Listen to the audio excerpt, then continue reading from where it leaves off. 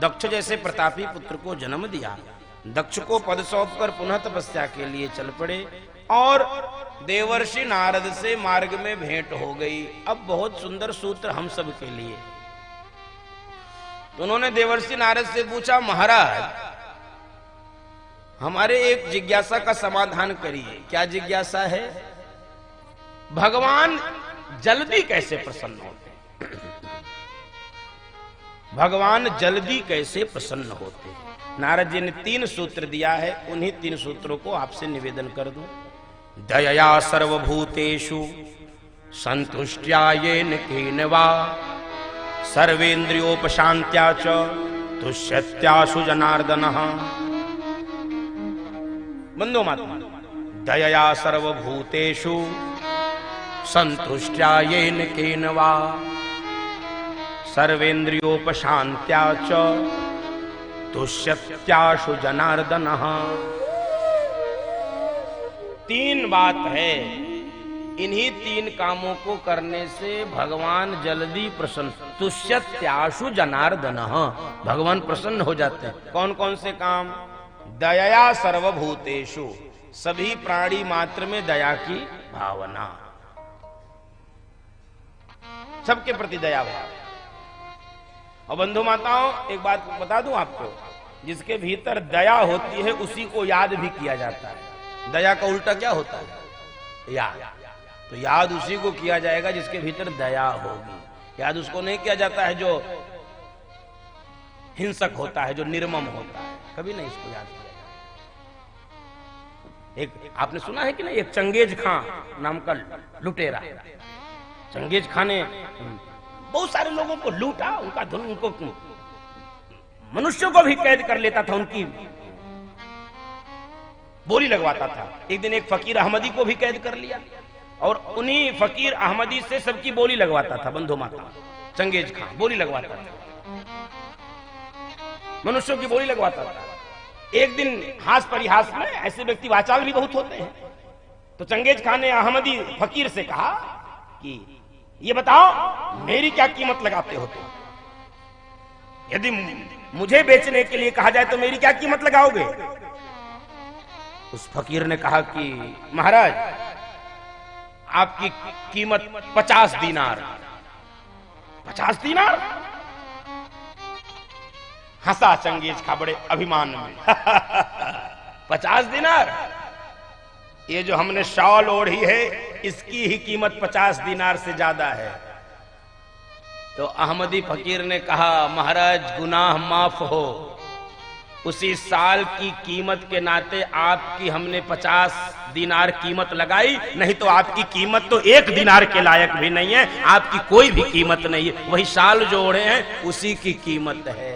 बंधु माताओं, जो लुटेरा हो, बजा लो ठीक से ना, क्या दिक्कत क्या है? बजा लो, क्या समस्या है? क्या ये चट चुट फुट ये हमको अच्छा नहीं लगता भाई। नहीं बजाओ तो नहीं बजाओ, बजा लो, बजाओ, इसमें कुछ लगा क्या? हाँ, थोड़ा हम भी खुश हो जाएंगे। हाँ, आपको खुश करना भी नहीं आता है। कैसे एक दूसरे को खुश करते हो घर में? एक ताली नहीं बजा सकते? इतनी भी कीमत नहीं लगा सकते। उसकी कम से कम 50 दीनार लगा दिया, साल ओढ़ा था। चलो मेरी तो भाई 50 ही रुपए वाली। मैं लुटेरा थोड़ी हूं। तो लुटेरे व्यक्ति की, निर्मम व्यक्ति की, जिसके भीतर दया नहीं है, करुणा नहीं है, उसकी कोई कीमत नहीं होती है। उसके डर के सामने, डर के नाते सामने भले कुछ न बोले, लेकिन किसी के मन में उसके प्रति कोई श्रद्धा नहीं होती। डर के मारे सिर झुका ले, नमस्ते कर ले, सैल्यूट मार दे, वेलकम कर ले, लेकिन मन में श्रद्धा नहीं होती, जिसके भीतर दया नहीं होती, जो लुटेरा होता है, जो निर्मम होता है। दयया सर्वभूतेषु। दूसरा सूत्र, संतुष्टिया येन केन वा, वो संतुष्ट हो जाए। संतुष्टि किन विषयों में? ये जो सैचुरेशन शब्द है अंग्रेजी का, भाई भौतिक संसाधनों को बटोरने में थक जाओगे, थक जाओगे तो संतुष्ट हो जाओ। गीता में भगवान ने इसी सूत्र को बोला है, मैंने कल उसका वाचन किया था। संतुष्टो येन केनचित्, जो भी मिल जाए उसमें संतोष।